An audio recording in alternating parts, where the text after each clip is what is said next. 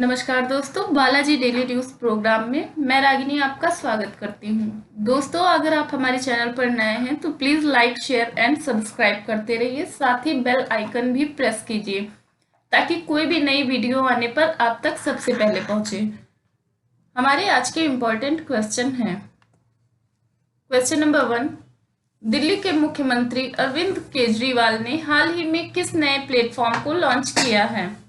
Option A, Delhi@2047, option B, Delhi@2040, option C, Delhi@2035, option D, Delhi@2050 and the right answer is Delhi@2047। Delhi के मुख्यमंत्री अरविंद केजरीवाल ने Delhi@2047 platform को लॉन्च किया है, जिसका मकसद इंडस्ट्री और अलग अलग संगठनों की साझेदारी बढ़ाना भी है। यह राज्य के बजट 2021-22 में शामिल आम आदमी पार्टी का विजन डॉक्यूमेंट के रूप में अनुरूप करेगी। सीएम अरविंद केजरीवाल ने कहा कि हमारा उद्देश्य दिल्ली में बहुत सारी समस्याएं हैं। उन समस्याओं की, उन क्षेत्रों और उन सेक्टर की एक सूची बनानी है उनके सभी के समाधान निकालने हैं। क्वेश्चन नंबर 2, इटली की लग्जरी ब्रांड बल्गैरी ने किस अभिनेत्री को वैश्विक ब्रांड एम्बेसडर नियुक्त किया है? Option A, Sonam Kapoor, option B, Priyanka Chopra, option C, Madhuri Dixit, option D, Katrina Kaif and the right answer is option B, Priyanka Chopra. Italy के लग्जरी ब्रांड बल्गैरी ने हाल ही में कहा कि उसने एक्ट्रेस प्रियंका चोपड़ा को ब्रांड एम्बेसडर नियुक्त किया है। कंपनी ने कहा कि प्रियंका चोपड़ा महिला सशक्तिकरण, विविधता और समावेश के मुद्दों पर ध्यान देने के साथ ही दुनिया भर में ब्रांड को बढ़ाने के लिए रोमन हाई ज्वेलरी का सपोर्ट करेंगी। इटली का लग्जरी ब्रांड बुल्गैरी अपनी ज्वेलरी, जेम्स, घड़ियों और परफ्यूम के लिए जाना जाता है। इसके साथ ही लेदर का सामान भी बनाती है।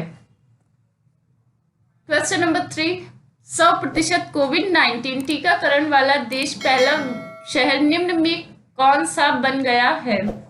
Option A, Delhi, option B, Patna, option C, Jaipur, option D, Bhubaneswar and the right answer is option D, Bhubaneswar. Odisha का भुवनेश्वर शहर 100% वैक्सीनेशन करने वाला देश का पहला शहर बन गया है। यानी यहाँ 18 साल से ज्यादा उम्र के सभी भारतीयों को वैक्सीन की दोनों डोज लग चुके हैं। रिकॉर्ड के मुताबिक भुवनेश्वर 18 साल से ज्यादा उम्र के 9 लाख लोग हैं। इसमें 31,000 health care worker, 33,000 front line worker हैं। 5,17,000 लोगों की उम्र में 18 से 44 साल के बीच है। 3,25,000 लोग 45 साल से ज्यादा उम्र के हैं। सभी का टीकाकरण हो चुका है। क्वेश्चन नंबर 4, संगीत नाटक अकादमी पुरस्कार निम्न से सम्मानित हाल ही में किस प्रसिद्ध कथकली कलाकार का 81 वर्ष की उम्र में निधन हो गया है?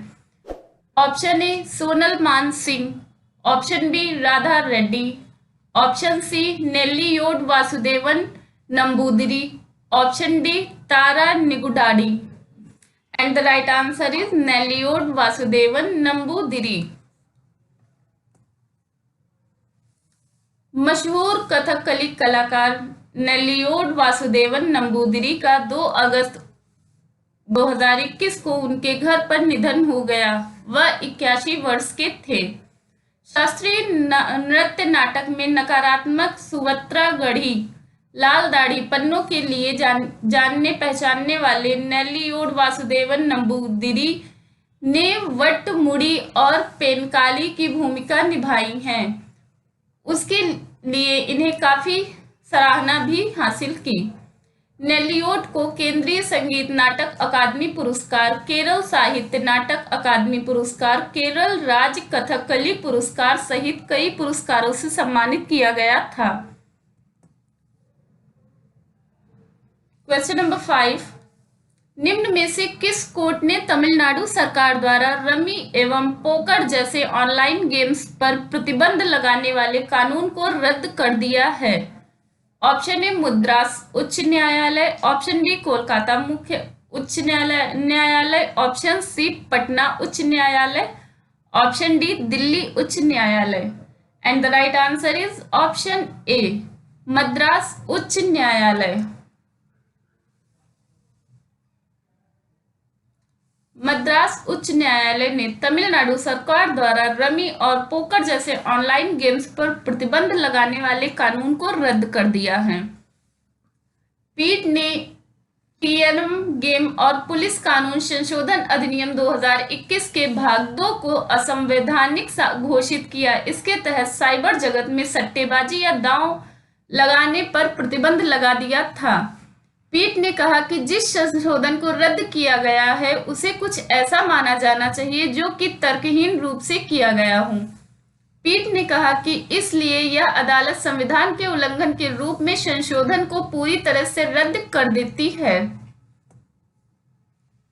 क्वेश्चन नंबर 6, विश्वविद्यालय अनुदान आयोग यूजीसी ने हाल ही में देश में कितने विश्वविद्यालयों को फर्जी की श्रेणी में डाल दिया है? Option A 10, option B 15, option C 24, option D 20। And the right answer is option C 24। केंद्रीय शिक्षा मंत्री धर्मेंद्र प्रधान ने 2 अगस्त को जानकारी दी और विश्वविद्यालय अनुदान आयोग ने 24 स्वयंभू संस्थानों को फर्जी घोषित किया है और 2 और संस्थानों पर नियमों के उल्लंघन का आरोप है। हालांकि अभी इनके खिलाफ कोर्ट में मामला विचारणीय है। इनके अलावा भारतीय शिक्षा परिषद लखनऊ, उत्तर प्रदेश भारतीय योजना प्रबंधन संस्थान IIPM, कुतुब एनक्लेव नई दिल्ली नामक 2 और संस्थान भी UCG अधिनियम 1956 का उल्लंघन कर काम कर रहे हैं। भारतीय शिक्षा परिषद लखनऊ और IIPM नई दिल्ली के मामले अदालत में विचाराधीन हैं। क्वेश्चन नंबर 7, अंतर्राष्ट्रीय मुद्रा कोष IMF के सदस्य राष्ट्रों में कोविड-19 महामारी के कारण बढ़ते कर्ज और आर्थिक गिरावट से निपटने में देशों की मदद करने हेतु कितने बिलियन डॉलर को मंजूरी दी गई है? Option A 600 billion dollar, option B 550 billion dollar, option C 490 billion dollar, option D 650 billion dollar. And the right answer is option D 650 billion dollar. अंतर्राष्ट्रीय मुद्रा कोष के सदस्य राष्ट्रों ने कोविड-19 महामारी के कारण बढ़ते कर्ज और आर्थिक गिरावट से निपटने में देशों की मदद करने हेतु 650 बिलियन डॉलर को मंजूरी दी है। विशेष आहरण अधिकार कहे जाने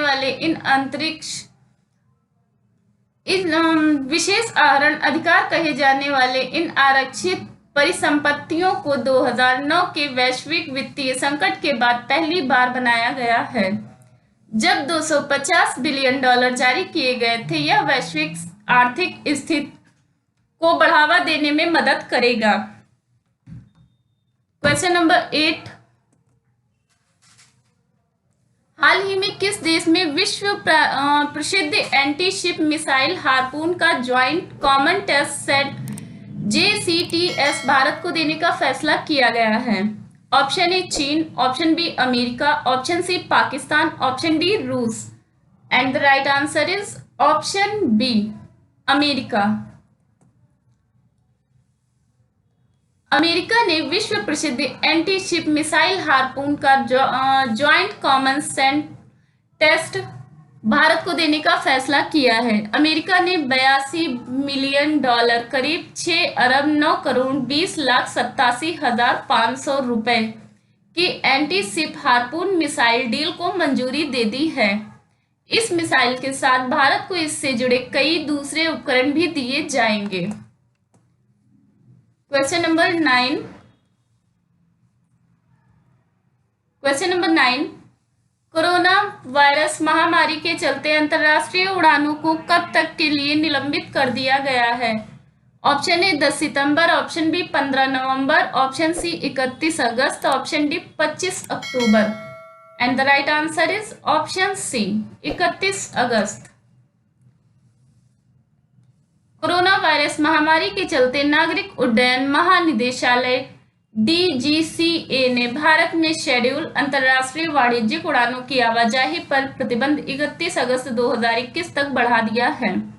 यह प्रतिबंध अंतर्राष्ट्रीय आल कार्गो संचालन और विशेष रूप से विमानन नियामक द्वारा अनुमोदित उड़ानों पर लागू नहीं होगा। चुनिंदा देशों के साथ द्विपक्षीय एयर बबल समझौते के तहत चलने वाली उड़ानें जारी रहेंगी। देश भर में पिछले साल लॉकडाउन होने के कारण बाद में अंतर्राष्ट्रीय वाणिज्यिक यात्री उड़ानें निलंबित हैं। क्वेश्चन नंबर 10, भारत के पेट्रोलियम और प्राकृतिक गैस मंत्रालय ने देश में ऑटो ईंधन की बिक्री के लिए कितनी कंपनियों को मंजूरी दी है? Option A 10, option B 4, option C 5, option D 7। And the right answer is option D 7। भारत के पेट्रोलियम और प्राकृतिक गैस मंत्रालय ने देश में ऑटो ईंधन की बिक्री के लिए 7 कंपनियों को मंजूरी दी है। ये नई स्वीकृतियां परिवहन ईंधन के विपणन के लिए प्राधिकरण के लिए आसान दिशा निर्देशों के तहत आती हैं, जिन्हें वर्ष 2019 में संशोधित किया गया था। इन मानदंडों के तहत रिलायंस इंडस्ट्रीज को मंजूरी दी गई है। असम सरकार के उपक्रम असम गैस कंपनी को भी ईंधन खुदरा बिक्री के लिए मंत्रालय से मंजूरी मिल गई है। ऑन साइट एनर्जी, जिसे वर्ष 2020 में गठित किया गया था, उसे भी ऑटोमोबाइल ईंधन बेचने का अधिकार मिला है। नमस्कार दोस्तों, हमारे आज के इम्पोर्टेंट क्वेश्चन यहीं समाप्त होते हैं। धन्यवाद।